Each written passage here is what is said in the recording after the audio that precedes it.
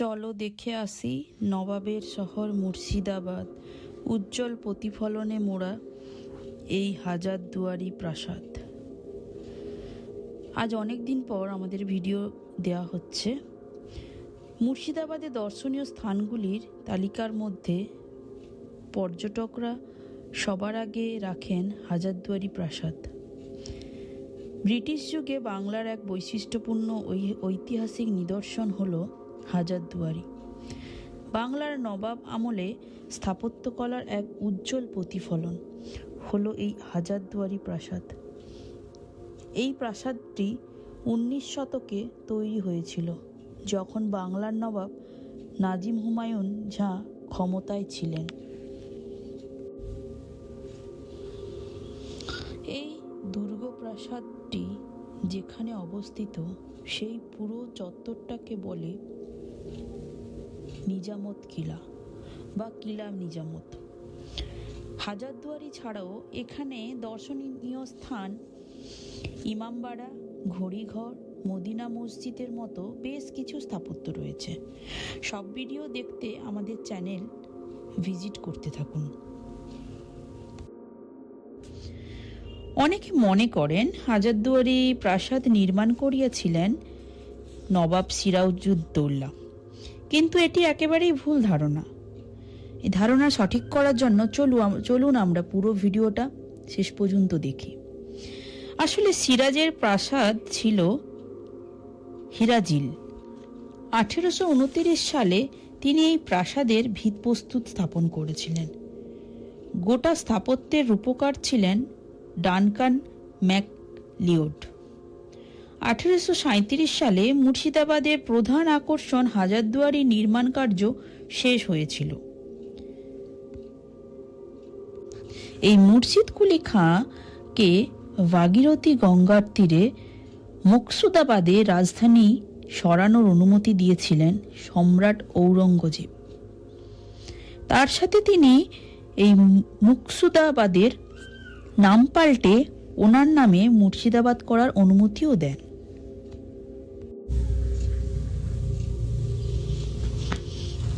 কথিত আছে যে যখন ভিতটি তৈরি হয়েছিল, এর বিছানা এত গভীরে চলে যে তখন নবাবকে নিচে গিয়ে ভিত প্রস্তুত স্থাপনের জন্য একটি মইয়ের সাহায্য নিতে হয়েছিল।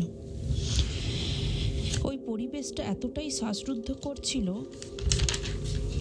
নবাব অজ্ঞান হয়ে পড়েছিলেন এবং তাকে লালন পালন করতে হয়েছিল। 1000টি দরজা আছে বলে এর নাম হাজারদুয়ারি। এর মধ্যে নাকি 100টা নকল দরজা।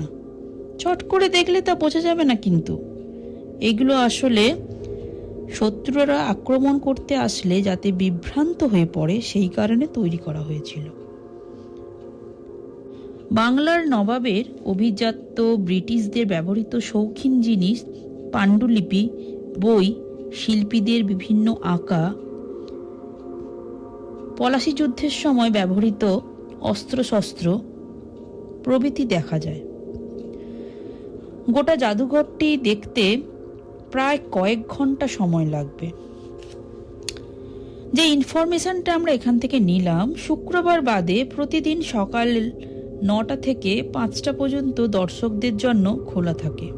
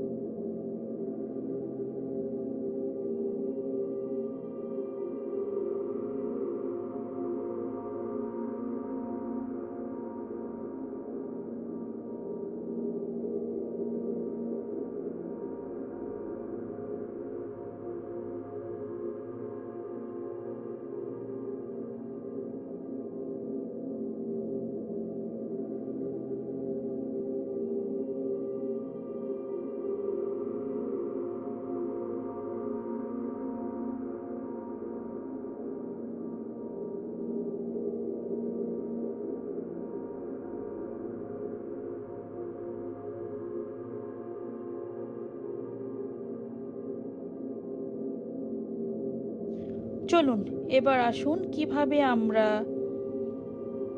যাব তা নিয়ে একটু আলোচনা করি। ট্রেনে যেতে চাইলে শিয়ালদা স্টেশন থেকে লালগোলা প্যাসেঞ্জার কিংবা ভাগীরথী এক্সপ্রেস ধরবেন। মুর্শিদাবাদ স্টেশনে নেমে ওখানে দেখবেন অনেক গাড়ি আছে, তো ওনাদের সাথে একটু কথা বলে নিলে ওনারা আপনাদের একটা ভাড়ার বিনিময়ে গন্তব্যস্থলে পৌঁছে দেবেন। আর আপনারা যদি ওখানে গিয়ে থাকার মতো ব্যবস্থা নিয়ে যান, যে এক দুদিন কাটাবেন, আশেপাশে আরও কিছু জিনিস দেখবেন, তো ওখানে আপনারা রিসোর্টও আছে, থাকতে পারেন, খাওয়া দাওয়া থাকার সুব্যবস্থা রয়েছে। ওখানে বেশ ঘোড়ার গাড়িও আছে দেখলাম, আপনারা ওগুলোতে উপভোগ করবেন। এই পর্যন্ত, ভালো থাকবেন, আমার ভিডিও দেখবেন, সাবস্ক্রাইব করে দেবেন।